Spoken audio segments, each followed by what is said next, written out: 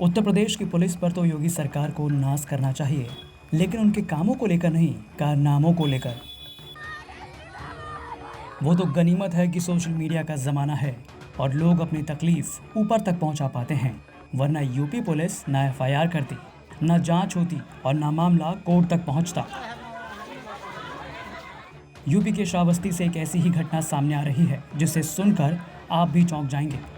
दरअसल छेड़छाड़ के आरोप में गिलौला पुलिस ने वाजिद नाम के एक व्यक्ति को गिरफ्तार कर थाने ले गई। 4 दिनों तक वाजिद को थाने में रखा गया। उसके बाद उसके परिजनों को बताया गया कि वाजिद ने बाथरूम में रस्सी से लटक कर सुसाइड कर लिया है। लेकिन इस पूरे मामले में सबसे चौंकाने वाली बात यह है कि आखिर पुलिस लॉकअप वाले बाथरूम में रस्सी कहां से आई, क्योंकि नियम के मुताबिक किसी भी अभियुक्त को लॉकअप या जेल में डालने से पहले सुरक्षा के मद्देनजर उसकी निजी चीजें भी जमा कर ली जाती है।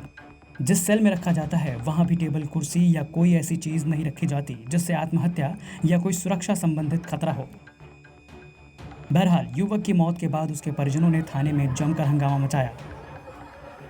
मृतक वाजिद के भाई का तो यहाँ तक आरोप है कि पुलिस ने उसके भाई को छोड़ने के एवज में 50,000 देने के एक दिन बाद पुलिस ने कहा कि 2 लाख और देने पड़ेंगे। पहले जमीन का लड़ाई चल रही थी और उसी में हमारा भाई वो गाय जो चलते हैं और टटिया लागा थे सर, उसी टटिया को नोच रहे थे। फिर टटिया को सही करने के लिए गया और इसने इन लोगों ने पकड़ा उसको और उसी जगह पर उसको मारना शुरू कर दिया। मेरे भाई को मारने के बाद में पुलिस बुलाया, पुलिस यहाँ से ले गई और 7 दिन से थाने पर यहाँ पर रखा है।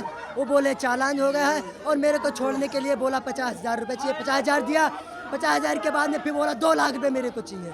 मैं सर कहाँ से 2 लाख लाऊं और आज उन लोगों ने जान से मार दिया रुपया पैसे देकर। सर मुझे इंसाफ चाहिए सर। हालांकि इस मामले को लेकर एक दरोगा और 4 सब इंस्पेक्टर को सस्पेंड कर दिया गया है, जिसमें एक महिला भी शामिल है। एसपी का कहना है कि परिजनों की तहरीर पर केस रजिस्टर कर लिया गया है और इसकी मजिस्ट्रेट जांच कराई जाएगी। दर्जीपुरवा पड़ता है थाना गिलौला अंतर्गत। यहाँ पे एक वाजिद अली नाम का एक व्यक्ति है जिसको थाने पे था और इसने आज जो है थाने पे जो बाथरूम है वहाँ पे जा कर के इंस्पेक्टर का कहना है कि जब उसको खोला गया बहुत देर तक वो बाथरूम से नहीं निकला तो रस्सी पे लटका हुआ था। इस संबंध में मुझे ये भी बताना है कि ये इस युवक के ऊपर एक SC ST और 354 का मुकदमा कुछ दिन पहले लिखवाया गया था। उसी सिलसिले में इसको थाने लाया गया था। इस पूरे प्रकरण की जांच कराई जा रही है। जो भी हमारे इंस्पेक्टर हैं जो उस समय तत्कालीन पोस्ट थे उनको जो है निलंबित कर दिया गया है और परिवार वालों के जो भी तहरीर आती है उस पर हम मुकदमा दर्ज करेंगे और इसकी मजिस्ट्रियल जांच भी होगी और जो भी इसमें दोषी है उसके खिलाफ कड़ी से कड़ी कार्रवाई की जाएगी। सर बताया जा रहा है 8 दिन से उसको रोका गया था थाने में। देखिए इन्हीं सब चीज़ों के बारे में हम लोग जांच करवाएंगे। इसकी हमारी तरफ से भी जांच होगी और मजिस्ट्रेट की तरफ से भी जांच होगी और ये सारे सवालों का जवाब उसमें निकल के आएगा। लव जिहाद का मामला उठ रहा है, ऐसा कोई सबूत है? नहीं, ऐसा कोई जो है इस तरह की बात नहीं है और हम आपसे भी अपील करेंगे कि इस तरह से किसी भी बात को जो है तोड़िए मरोड़िए मत और इस तरह से कोई अफवाह मत फैलाइए। अब जांच के बाद मामला क्या निकल कर आएगा ये तो वक्त आने पर पता चलेगा, लेकिन यूपी पुलिस की इन्हीं करतूतों की वजह से लोग पुलिस को रक्षक नहीं भक्षक मानते हैं। श्रावस्ती से पंकज वर्मा की रिपोर्ट, यूपी तक।